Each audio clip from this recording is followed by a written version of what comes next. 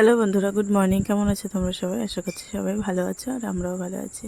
তো সকালবেলায় দেখো আমার বাসি কাজটা সব হয়ে গেছে, রান্নাবান্নাও কমপ্লিট। তো আজকে রবিবার, তো রৌনককে নিয়ে তো স্কুলে যাওয়া নেই, তো ভাবছি যে ঘরটা আগে মুছে নিই, তারপরে রান্নার বাসনগুলি আছে সেগুলি মাজবো, আর কিছু জামা কাপড় আছে সেগুলো কেচে নেবো, দিয়ে স্নান করে নেব। তো আমি প্রথমে যে ঘরটা মুছে নিচ্ছি।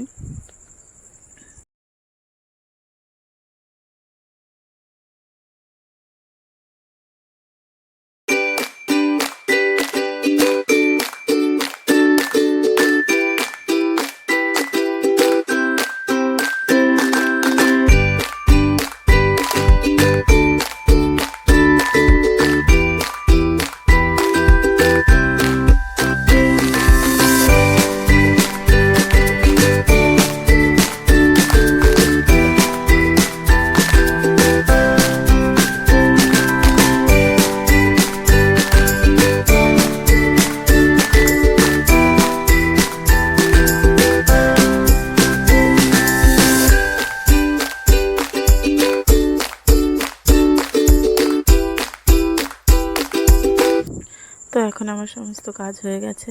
তারপরে আমার কাজ করতে করতে খুব গরম লেগে গেছিলো, তার জন্য আমি একটু গা ধুয়ে নিলাম। গা ধুয়ে যে রোদে নাইটিটা মেলে দিচ্ছি।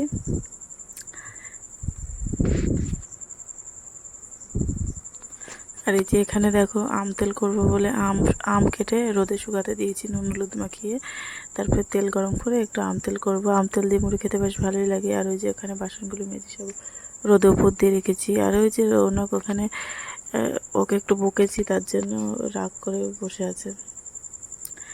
আর এখন বিকেলবেলায় দেখো রৌনকের জেঠিমা আম পাড়ছে, আর ও বললো একটা আম খাবে, তার জন্য ওকে একটু আম কেটে নুন দিয়ে মাখিয়ে দিল। আর আটিটা আমি খাচ্ছি, ও খেতে পারছে না, তাই বলছে মা তুমি খেয়ে নাও এটা। তো আমি তার জন্য আটিটা খেয়ে নিচ্ছি। এখন এই গরমের মধ্যে যা গরম পড়েছে, একটু টক আম বেশ ভালোই লাগে মাখা খেতে। তো আমি নিজে মাখিয়ে খাই না, কেউ মেখে দিলে খাই। আর এই যে বিকেলবেলায় রৌনক একটু ছাতু খাবে বলছিল, তাই গ্লাসে করে ছাতু গুলিয়ে দিয়েছি। ছাতুটা খাবে ও এখন, ওর নাকি খিদে পেয়েছে।